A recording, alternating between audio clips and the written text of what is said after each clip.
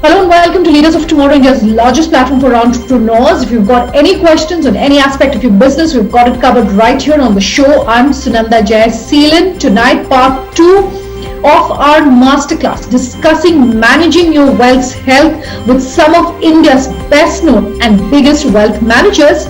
Let me quickly introduce them. Nilesh Shah, Managing Director, Kotak Mutual Fund. Nitin Jain, MD CEO, Edelweiss Wealth Management. Yashish Daya, Co-founder, Group CEO, Policy Bazaar. Nikhil Kamath, Co-founder, Zero. How would experts like yourself perhaps through this masterclass encourage more and more people to look seriously at savings and where they're putting their money and how they're saving? I recommend asset allocation, diversify yourself into debt, equity, real estate, commodities and offshore assets. Our advice to people who are not very focused on investing, who are not all time into market, is to go through mutual funds. I think not just diversification amongst equity, but amongst asset classes is very important.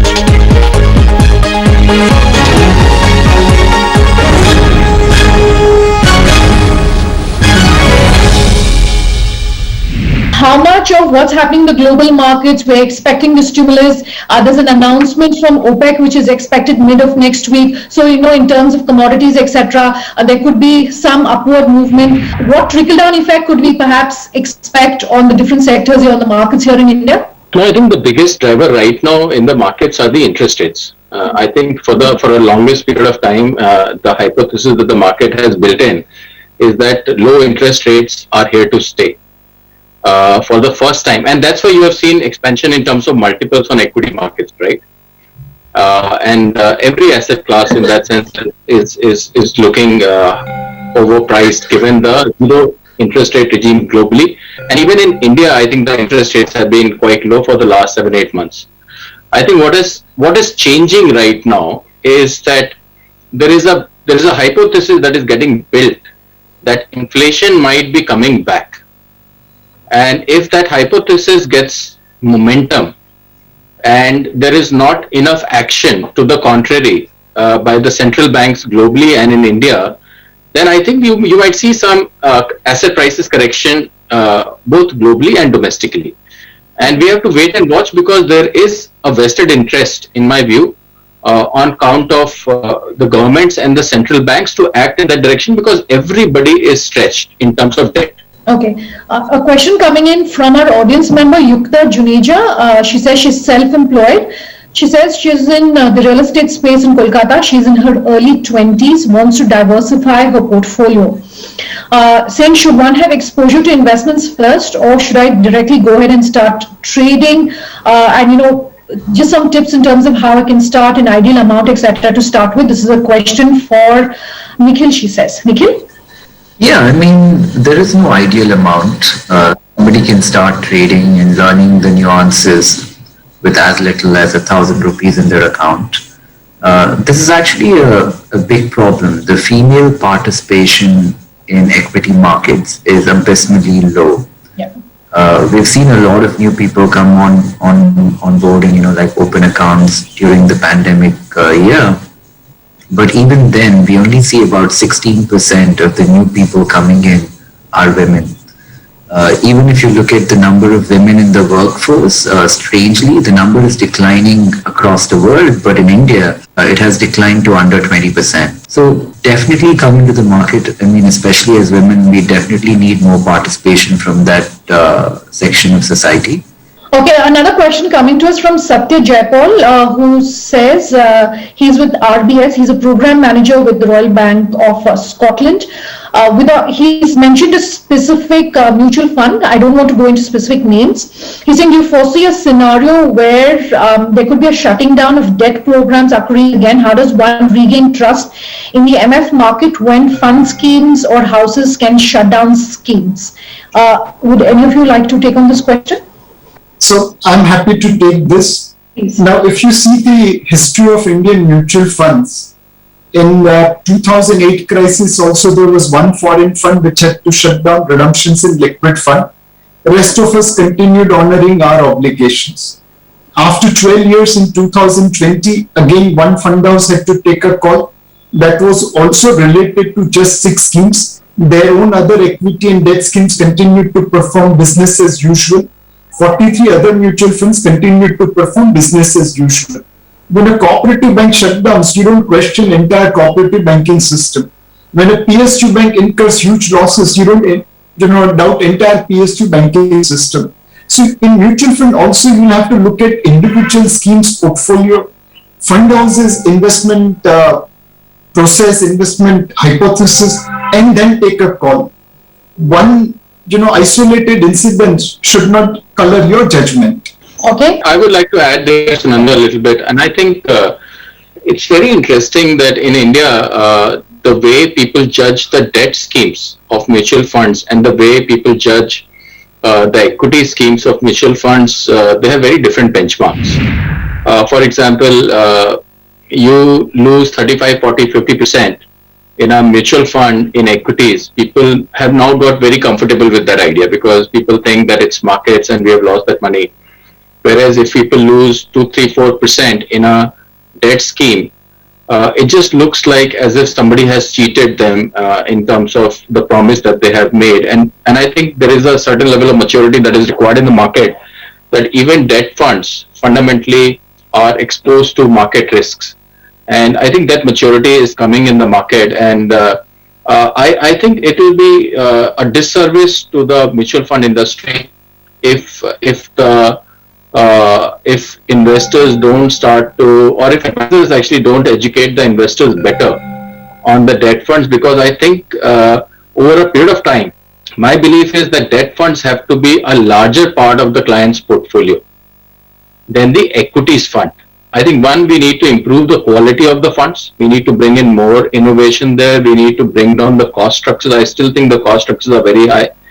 But I think as advisors, I think we need to make people more aware of what they bring to the table. And I would reiterate what Nilesh said. I think there are 1 or 2 funds which have not done as well or have created these kind of gates, etc. But overall, I think the industry is improving dramatically and have created very good results for the clients overall. Okay, Yashish, if you could, come in at this point and really talk to our viewers about your advice in terms of what they should do when they're doing their own, research on insurance policies. What should they keep in mind? What should they look at? How much of their portfolio perhaps should they be looking at? Whether it's for themselves, whether it's for their, older parents, whether it's for children. What should really be an ideal strategy? Yeah, I think when you are looking at investment, you are looking at largely mutual funds, savings.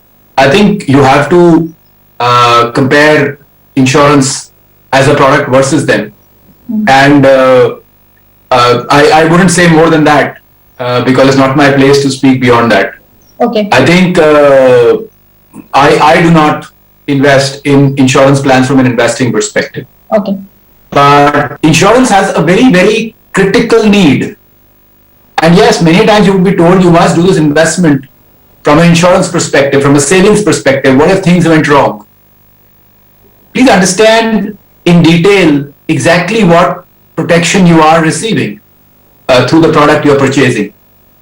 And hence, there is a very deep requirement for you to actually have term insurance, health insurance, etc. I have seen unfortunate events in places. See, if you invest in a mutual fund, you feel very good today. That's a different thing. But if tomorrow you are unable to pay the anything further into it, and then the protection is very limited. And there are pure protection plans out there. And that is why I say you must do your own research. Because if you don't do your own research, you will not find out about these plans. Those plans are almost not sold. Those plans are less than 2-3% of the market premium. Gentlemen, in fact, also going back to something that was raised in during the course of this discussion earlier, where Nitin was saying keep your business and personal finances independent. Don't ensure that there's independence between the two. That brings me to the point of governance. Nilesh, something that you very briefly raised earlier. When we're talking governance really of your finances, particularly because you're talking to entrepreneurs, what would you like them to really keep in mind? I just want to tell entrepreneurs the importance of governance. We have seen time and again in stock market, not the best growing company have rewarded investors, not the best, cheapest company has rewarded investors. The company which has created wealth and rewarded shareholders are the companies which are best governed. Governance is an extremely important part of value creation, and that's what something which an entrepreneur should cherish and strive for. There will be a lot of temptations of taking a shortcut, but when you follow the governance, that really creates an enduring impression. Today, House of Tatas is one of the most respected business houses in India. The market value of Tata companies is bigger than market value of government companies. And this was true some time ago and probably is true today also. Growth and governance together will create long-term value for investors. Let's take a quick break. On that note, we're back in just a moment. Just stay tuned.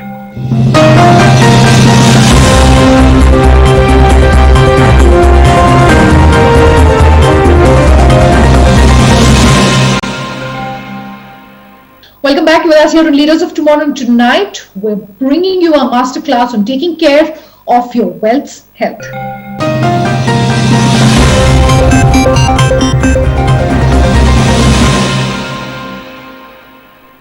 Okay, I'd love for the four of you to comment on which sectors do you think in 2021 you would be keeping your eyes on. Where do you think the maximum growth perhaps will come in from?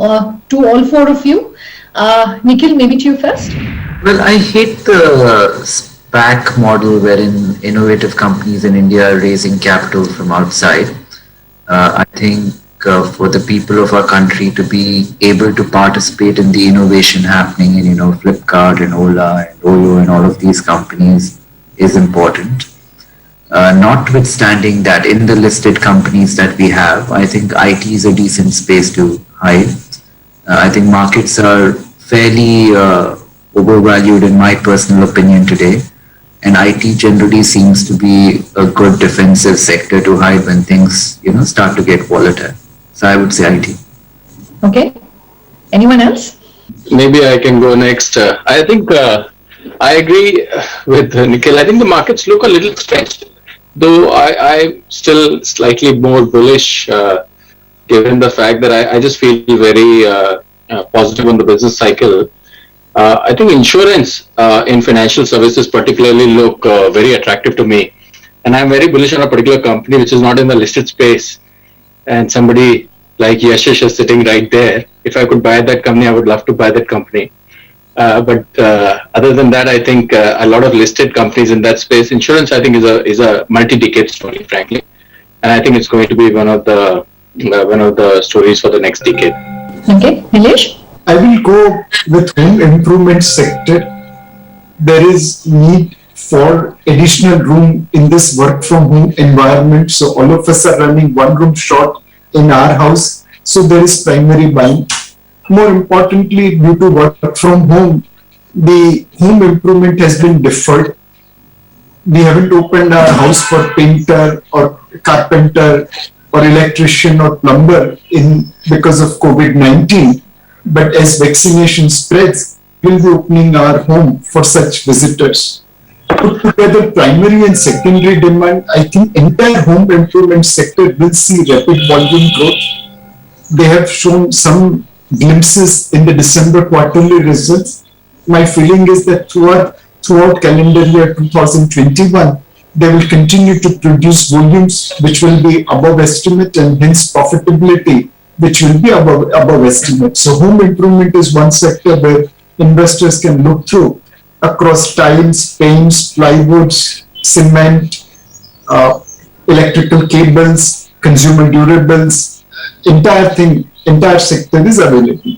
Let me throw in my own question there. Should you be looking at large cap or mid cap? If you're looking at staying invested for the long run, what do anyone on this panel have a view? What would you like to sort of advise our audience?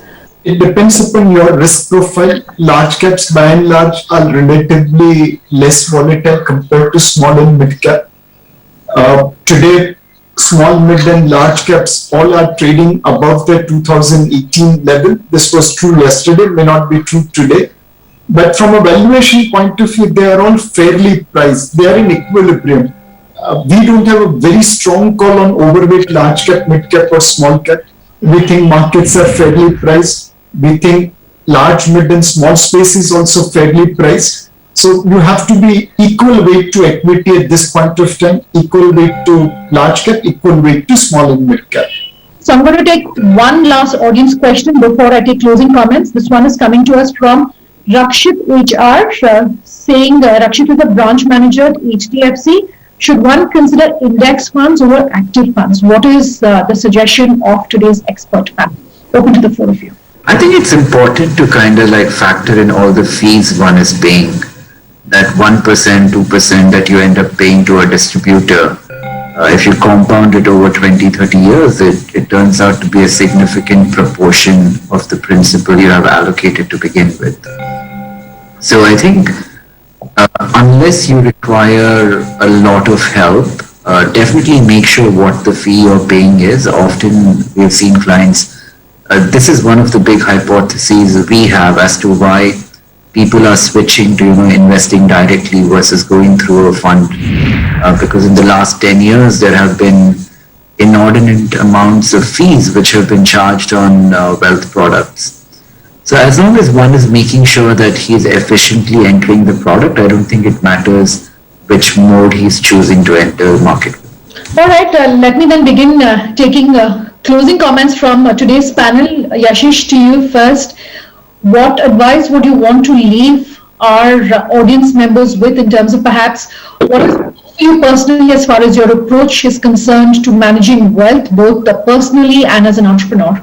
My advice would be stay fundamental, in the sense stay long term, stay fundamental. Do not get excited by what's happening today, what's not happening today, because quite frankly, there are a lot of experts out there who, number one, can do this better than most individuals. So you might feel you have some specific information that's going to make things different for you.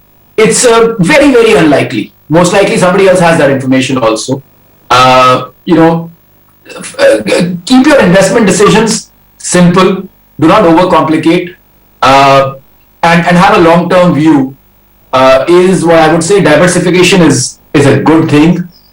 Do not put all your eggs in one basket. In fact, I'd love to, at a separate time, get advice from these gentlemen, because, as an entrepreneur, on one side, everybody looks at us to be totally invested in our own companies, and on the other hand, we all suggest diversification, but that's always a conflict for an entrepreneur at my stage. But as a first generation entrepreneur who's never seen wealth besides the equity of their own company. So, but anyway, I leave it there. Thank you. All right, Nilesh, I want to come to you next for your closing comments. When we started today's panel, you were talking about women and how they're managing their household budgets and how perhaps they're saving at their end. So my question to you is, in 2021, are you hopeful to see more formalized savings, really? More money coming to the formal markets, more money really coming into financial assets versus, say, perhaps physical assets like gold, etc.?